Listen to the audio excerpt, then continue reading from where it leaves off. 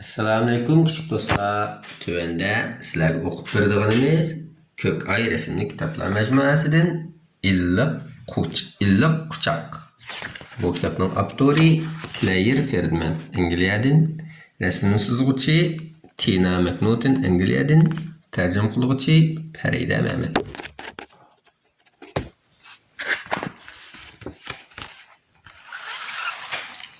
Altındaki farqlap turgan quyosh asta-asta g'arib ketib, timsoz kecha yetib kelib, mana endi uxlaydigan vaqt bo'ldi. Mayli o'tloq, laylatqa va yoki o'dagi jonivorlar bo'lsin, hammasi quyoshdan qiyalmagan holatda bir kun xo'shlashdi. Ularni xo'rakda tutqizib, shirin uyqu bandligini qanday tushlardi? Undaqda biz hikoyaning tafsilotiga qarab boqaylik. Kechki shafaq osmonni qizg'uch sariq rangga kirgizdi. Jahon tinchib uxlaydigan vaqt bo'ldi. Kechki shafaqni ko'rib boqqanmisizlar? Kichik Begmut yumshoq latqining ichidan chiqib, mehribon onaning ustida rohatlanib yetib, uyquga ketdi. Nerede uyquga ketibdi? Kichik Begmut opasining qushida uyquga ketibdi. Bu shirchu Apısının kuşkada uykuya geçti.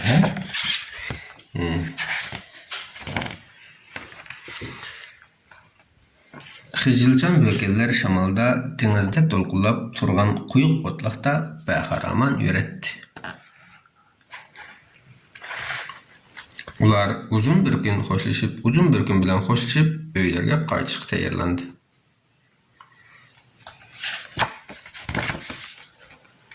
Batur yıldızçaklar näher tartışını meşq qilishdan to'xtadi. Ularni uyqu besib, bir-biriga mahkam chaplashgancha uxlab qolishdi. Apuston qo'yinda uxlabdi. Iyiz daraxtshaga qo'nib olgan qushqashlar to'xtamay vichirlashatdi. Chil-chil qo'yib vichirlashdi.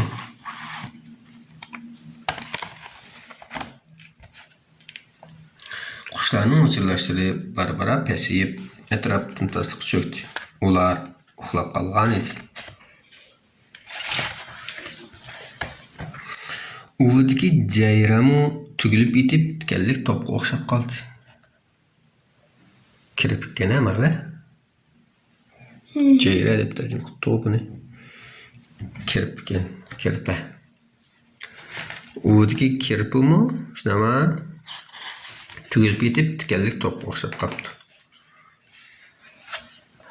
Ziraaplarımın yoşurungan joylarda turib, töt etrafını kuzatib etgandan keyin talgan bo'yinlarini sangiltib uyquga ketibdi.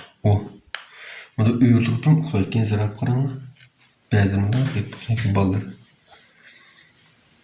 Atrof shunchalik tinch edi. Chapsiz maymunchaqlar daraxt shoxlarida turib, "Tek kech kirmedi, bütünlük qolay, yana birdan o'ynayli" deb to'laydi. Sizlarga o'xshashdan uxlab olmaydi ekan bu maymunlar, he? Shundaqmi? Bizga uxlaymiz ki. Sizlarga uxlaysizlar, he? O'ynab bag'aldan ketgan tog'il otlar yerda yetib, shirin tush ko'rmoqda. Bular uxlabdi. Uxlab tush ko'rishga boshlabdi. Tush ko'rib.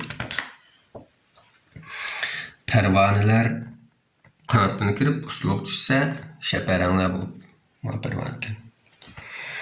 Şeperenler olcularını qoğlab çakmakta uçattı.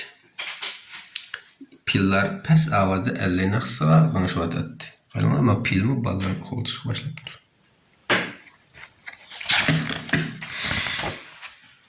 Osman barğan sır qarangı oluşup şırçaklar esneşke başladı.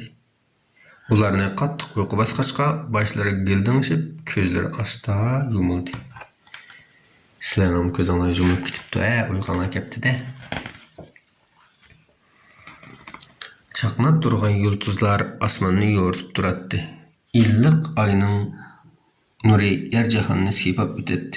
Atrof jimjitlik to'lib, barcha jonliqni uyqu bosdi. Barliq hayotliq shirin uyquga ketdi. Emdi selamu, küçük dostlar. Şirin uyquga ketinglar bo'lamdi. Kitobimiz tugadi.